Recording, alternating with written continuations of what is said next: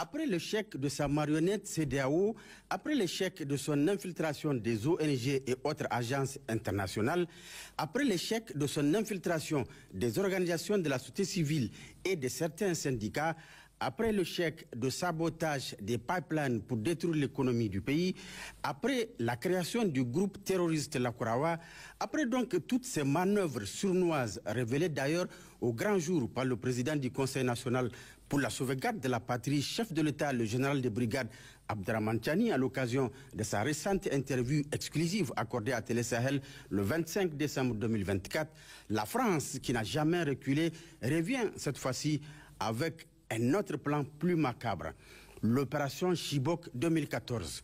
Oui, vous avez bien entendu, opération Chibok. De quoi s'agit-il? Le 8 janvier 2025, plusieurs responsables de Boko Haram se sont rencontrés dans le lit du lac Tchad, côté Nigeria, plus précisément à Tombong Kassa. Malam Ali Ibrahim, Yalambou, Boula Machadi, Malam Ismaël, Bachir Okacha, Madou Bachir, Malam Sagir, des noms qui ne vous disent pas grand-chose, mais qu'il faut retenir, ont pris part à cette réunion dirigée par un certain Habib, adjoint de Abu Hafiz alias Bachoua. À ces personnes se sont ajoutés des représentants de la France, du Bénin, du Nigeria et d'une puissance occidentale, entre autres.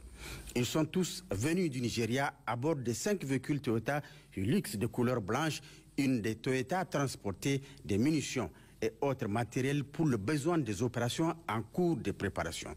Ces invités d'un autre genre ont été accueillis par les combattants de Boko Haram entre Koukawa et Gadjiram avant d'être escortés jusqu'au lac Tchad à Tombong Kassa le 6 janvier 2025 où la rencontre a eu lieu 2 jours après, c'est-à-dire le 8 janvier 2025 entre 14h et 16h. Ils sont répartis à bord de 2 véhicules en laissant les 3 autres véhicules aux terroristes. 2 points étaient inscrits à l'ordre du jour de cette rencontre. Passage en revue des termes de leurs accords, planification et conduite des opérations qu'ils vont incessamment mener contre le Niger. En ce qui concerne ce dernier point, 2 scénarios seront bientôt exécutés. Le premier scénario est en lien avec l'approche du mois de Ramadan, une période de dévotion et surtout de privation pendant laquelle les musulmans auront besoin des conditions nécessaires pour mener à bien leur jeûne. Pour casser leur résilience et porter atteinte à leur foi, la France, par terroristes interposés, envisage 1. de détruire le tissu économique national à travers le sabotage du pipeline pour asphyxier économiquement le Niger et de manipuler certains opérateurs économiques pour provoquer une flambée des prix des denrées alimentaires de première nécessité à l'approche de ce mois béni de Ramadan.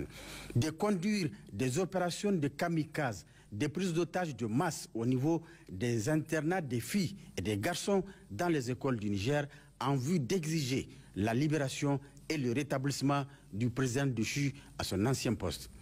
En cas d'échec des négociations, le massacre des élèves en diffusion directe a été ordonné par les autorités françaises. Certaines régions ont été ciblées pour mener ces opérations et les kamikazes déjà désignés et formés à Tombong Kassa. Pour ce faire, la France et ses sbires, en plus de l'armement et des munitions, ont fourni des ceintures d'explosifs en grande quantité et des matériels électroniques nécessaires à la diffusion et à la mise à feu de ces explosifs. Compte tenu du caractère suicidaire de ces opérations, 3 milliards de francs CFA ont été remis aux familles des kamikazes. Face à cette volonté maladive, sournoise, malveillante et inhumaine de la France impérialiste, comme l'a si bien dit Macron à sa dernière sortie médiatique en décidant de ne plus être gentil et poli vis-à-vis de l'Afrique, nous interpellons l'opinion publique nationale et internationale, nos partenaires stratégiques, l'Union européenne, le système des Nations Unies dans son ensemble et tous les pays épris de paix et de justice pour mettre un terme définitif à ces dérives néocolonialistes des autorités françaises. Nous appelons enfin, une fois de plus, le vaillant et résilient peuple nigérien à plus de vigilance et à 1. Dénoncer toute personne suspecte, 2. Dénoncer tout acte suspect dont il sera témoin, 3. Multiplier les prières et invocations et enfin 4. Informer les autorités les plus proches ou appeler les numéros 40-40 pour les fans, 40-00 pour la gendarmerie et 83-83 pour la police nationale.